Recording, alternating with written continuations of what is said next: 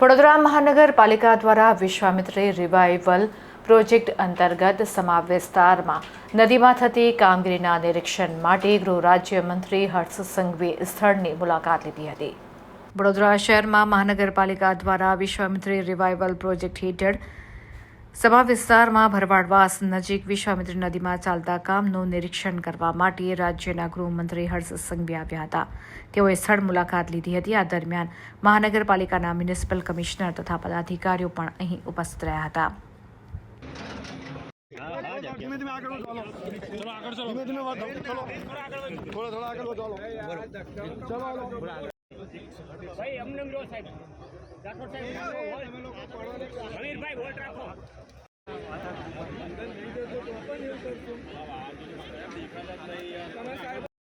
સાહેબ તમે થોડા પાછળ જતા રહો, તમે વિઝિટ કરવા દૂર રહેશો તો બધાને આવશે યાર. આગળમાં જાઓ પ્લીઝ. પહેલગામમાં વિઝિટ કરવા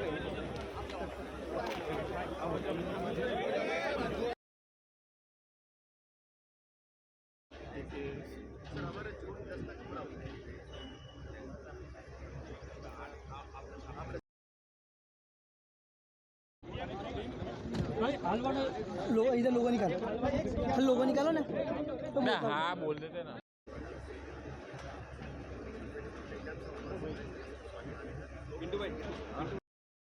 आपको तुम्हारा एलसीडी पर हार गए निजे दूर रहने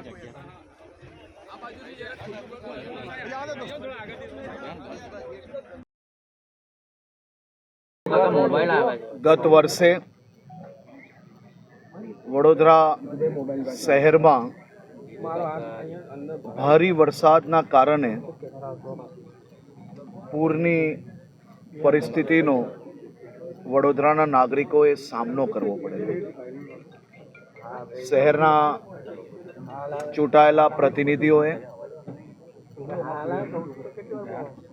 અને અમે સૌએ સાથે મળીને વિશ્વામિત્રી નદીનું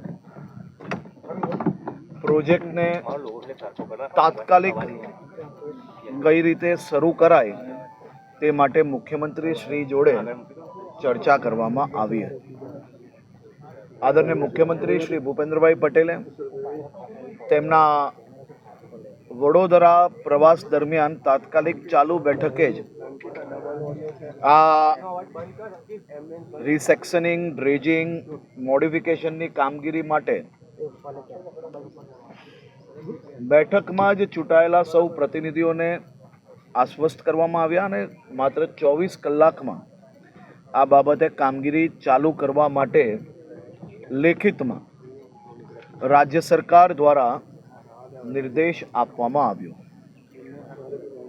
જે પ્રકારે લોકોને ભારતીય જનતા પાર્ટીની આ સરકારે, મહાનગરપાલિકાએ એક વચન આપ્યું હતું કે આવનારા વરસાદની સિઝન પહેલાં વડોદરા મહાનગરપાલિકાના વિસ્તારમાં વિશ્વામિત્રી નદીનું જે કંઈ કામગીરી છે એ ચાલુ કરીને ઝડપથી પૂર્ણ કરવામાં આવશે. હું આજે વિશ્વામિત્રી નદીના પ્રોજેક્ટના રિવ્યૂ માટે આવ્યો છું. હમણાં સાઇટ વિઝિટ કરી છે. આના પછી આની એક ડિટેલ પ્રેઝન્ટેશન જોડે બેઠક છે. કુલ મળીને 24 કિલોમીટરના પટમાં જે રિસેક્શનિંગનું કામ છે, ડ્રેજિંગનું કામ છે, મોડિફિકેશનનું કામગીરી છે, 15 લાખ ક્યુબિક મીટરની જે વાત હતી, હું વડોદરા મહાનગરપાલિકાની આખી ટીમને અભિનંદન આપું છું કે 100 દિવસમાં આ પ્રોજેક્ટ પૂર્ણ કરવાનું વિચાર્યું અને 100 દિવસમાં આ પ્રોજેક્ટ કઈ રીતે પૂર્ણ થઈ શકશે તે માટે અલગ અલગ સ્તર પર અનેકવાર બેઠકો થઈ, ચર્ચાઓ થઈ, એના પ્લાનિંગના માધ્યમથી એ કામગીરી ચાલુ કરવામાં આવી છે. આજે વડોદરાના સૌ નાગરિકોને જણાવતા મને આનંદ થાય છે કે માત્ર 45 દિવસમાં 50% વધારે કામગીરી પૂર્ણ કરવામાં આવી છે. દરરોજનું ટાર્ગેટ હતું 1% કામ. 15 લાખ ક્યુબિક મીટરની જે વાત હતી એમાંથી 7.5 લાખથી વધારે કામગીરી પૂર્ણ કરી લેવામાં આવી છે, જે ખૂબ મોટી સફળતા છે. અને આ જ પ્રકારે આ કામગીરીને વધુ ઝડપથી આવનારા દિવસોમાં કઈ રીતે ચલાવી શકાય તે માટે એક બેઠકનું આયોજન આજે વડોદરા ખાતે કરવામાં આવ્યું છે અને આની ડિટેલ બેઠક પૂર્ણ થયા પછી આપ સૌ લોકો જોડે જરૂરથી અમે ચર્ચા કરીશું. કોર્પોરેશન દ્વારા તો કામગીરી કરવામાં આવી જ રહી છે 24 કિલોમીટરના એરિયામાં, પણ બાકીની જે 25 કિલોમીટરની જે કામગીરી છે સિંચાઈ વિભાગ દ્વારા ગોકળગાયની ગતિએ કામ ચાલી રહ્યું છે, તો વડોદરા શહેરને ફરીવાર આનો ભોગ બનવું પડે એવું લાગે છે. ભાઈ, આ કામગીરી 100 દિવસની અંદર દેશમાં પહેલું શહેર બનવાનું છે.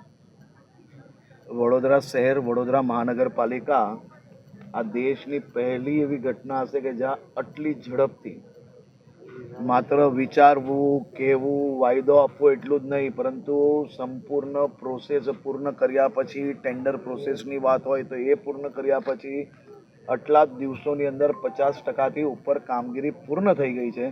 અને વરસાદ પહેલાં મહાનગરપાલિકા ક્ષેત્રની જે આપણે વાત હતી એ સંપૂર્ણ કામગીરી પૂર્ણ થઈ જશે.